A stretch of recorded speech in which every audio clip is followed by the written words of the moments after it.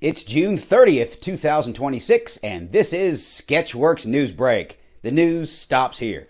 I'm Brian Troxel, and we are back after a long hiatus because there's so much going on this week.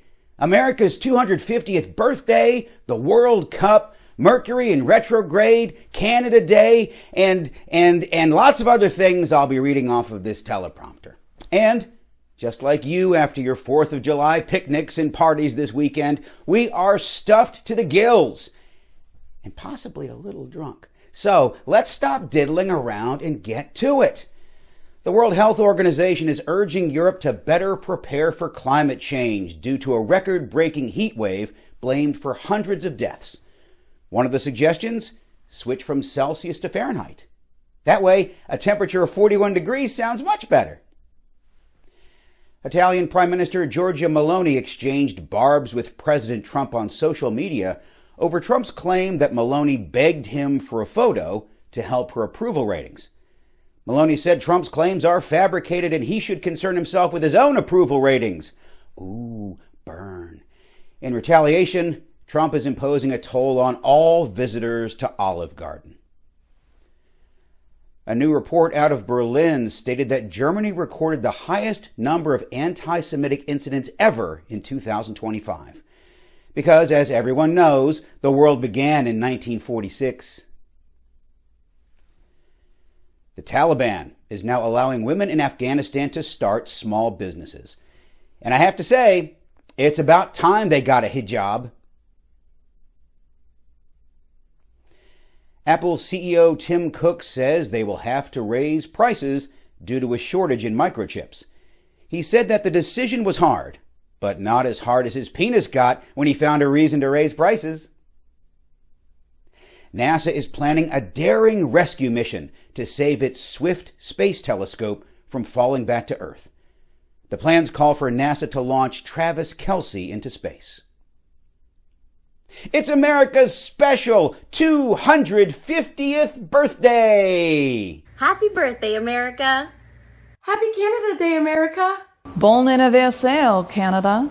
Whoa, hey, calm down, everybody. We'll get to America's hat shortly. USA 250 celebrations are going on all across these 50 states of ours. In Massachusetts, a cutter ship boat parade will bewitch in Boston Harbor.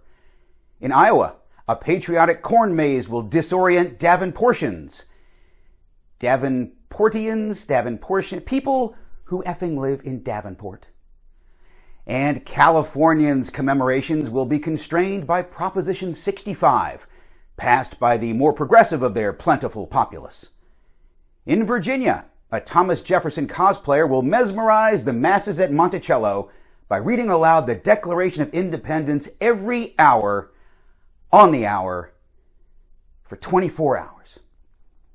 In Oregon, a prideful freedom parade will pacify Portlandiers, while in Florida, repetitive retirees will punish the patience of their heirs with cock and bull stories of how July 4th celebrations were much better when they were kids in the 1800s.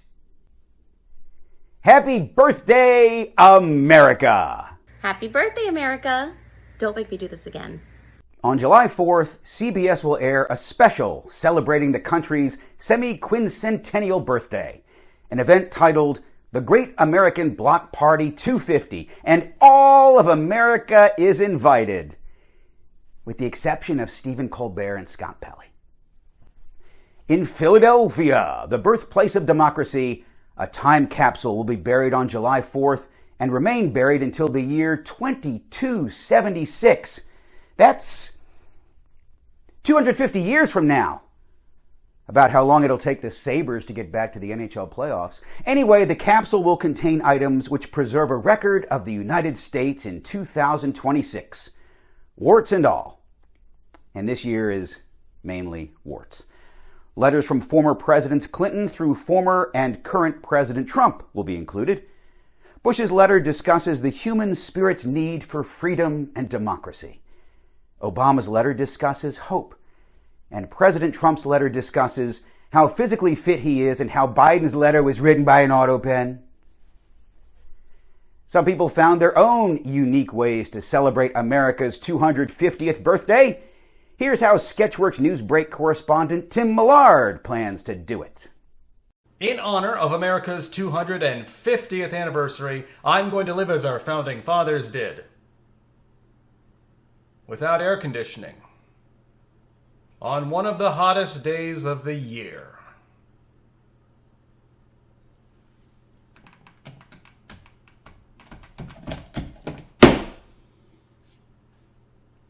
For Sketchworks NewsBrake, I'm Tim Millard.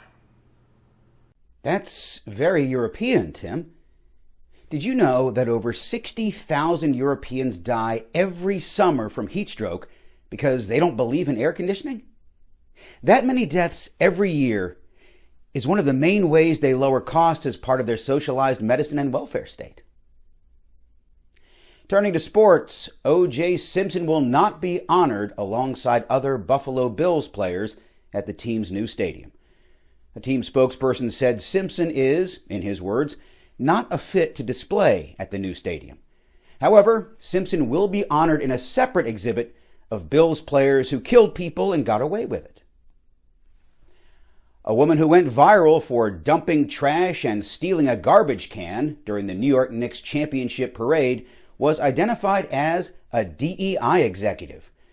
Most people say she was littering, but I think she was just looking for the best place to put her resume. Bed Bath & Beyond is holding a contest for the oldest coupon redeemed. The winner will receive a gift bag, limited edition body wash, and a featured appearance on this season of Hoarders.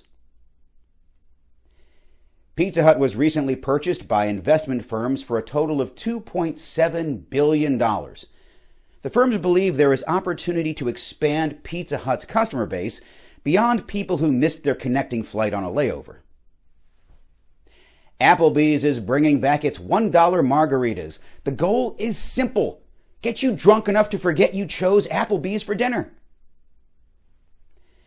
The company behind Saks Fifth Avenue is out of bankruptcy, with fewer stores, less debt, and a new name. The stores will now be called Saks One-Way Dead End Street. Hey, you know who we haven't heard from in a while? NewsBrake correspondent and hoser poser Allie O'Neill. Oh, hey. Yeah, I'm in Vancouver. It's been a while. It has been a while. And this is appropriate because not only is America's birthday this week, our friends in the Great White North will be celebrating Canada Day tomorrow on July 1st. Allie, you have anything to add? This drugstore has an electronics section. Like, you can legit buy a computer or something in there. In Canada, they call restrooms washrooms. In Canada, they just give away alcoholic water on the street. Tequila margarita for free. Oh, yo hablo español. In Canada, donut holes are called Timbits, and they real good. This is how locations put up their signs in Canada. That's pretty neat. It's a delicacy. Today I learned Canada doesn't do bags, so I just bought some all-dressed chips, and I gotta carry them all the way back to where I'm going because they don't do bags here. I forgot to check and see if milk is actually in a bag. But I know that they will not put your groceries in the bag. Like a thing. They want the reusable ones, like Aldi sells or whatever. Everyone's yards are like this. And I think it's the coolest thing. It's like a jungle, and I love that. I love this one so much.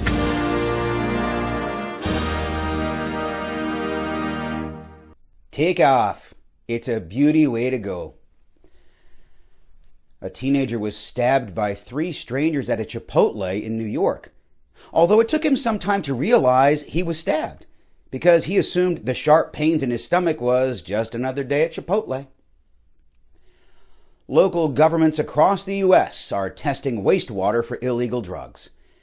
In related news, Andy Dick has reportedly been seen purchasing wastewater by the gallon. After months of no comment about his divorce from actress Nicole Kidman, country crooner Keith Urban shared the message, Happy birthday, Nicole Mary, with like 12 exclamation points on social media. It's just so tacky of Urban to remind Kidman that she's old. And speaking as someone who has auditioned to be on Scarpetta like 8 times and never cast, I am definitely Team Nicole. Fox News commentator Sean Hannity addressed concerns over his swollen face. The reason? 4 words. Arby's Meat Mountain Sandwich. Any puffier, and he's going to be mistaken for Jay Leno. Mercury turned retrograde yesterday, and since I have a degree from Georgia Tech, I have absolutely no idea what that means. Here is Sketchworks NewsBrake correspondent and practitioner of woo magic, Allie O'Neill. Again. Brian, I have nothing more to say on this topic that I didn't cover 6 years and 30 pounds ago, so I'll let me from 2020 say it. Brian, this has been the best week ever. Mercury in retrograde has been the perfect excuse I needed to be the inconsiderate piece of human garbage I was truly meant to be. I know that the sign said everyone in the store has to wear a mask, but honestly, Mercury is in retrograde right now, and I am just over it. Oops, sorry I didn't use my turn signal. Mercury's in retrograde. Besides, I have a medical condition. What's your condition? You legally can't ask me that. I'm anemic. Oh, was it my turn to do the dishes? Oh, no, I actually can't turn it down. No, Mercury's in retrograde. Yeah, no, sorry. Mercury's in retrograde.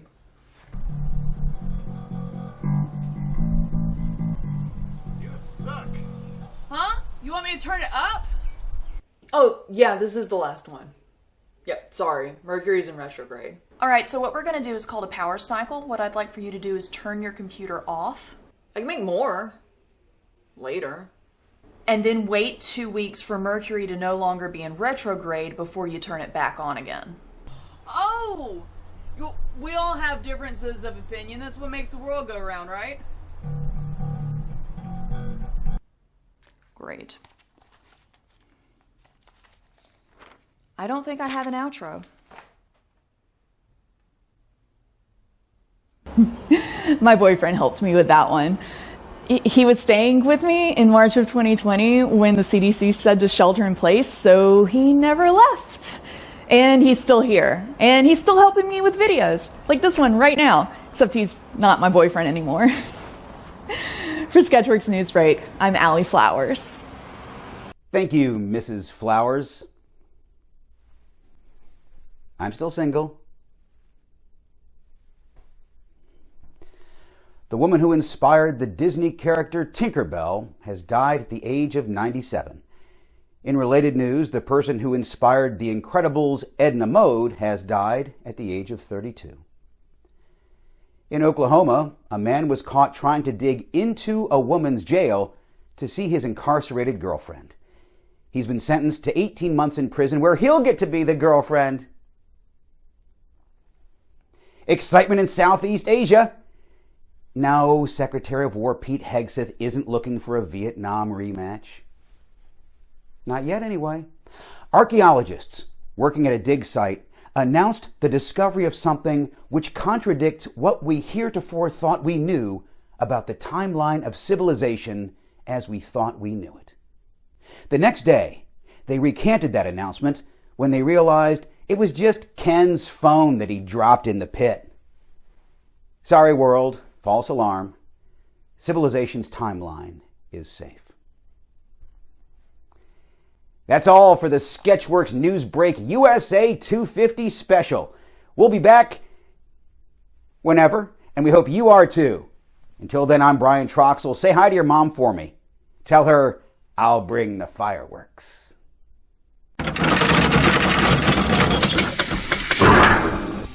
Let's go, Buffalo! Let's go, Buffalo! All right, seriously? I haven't opened it yet.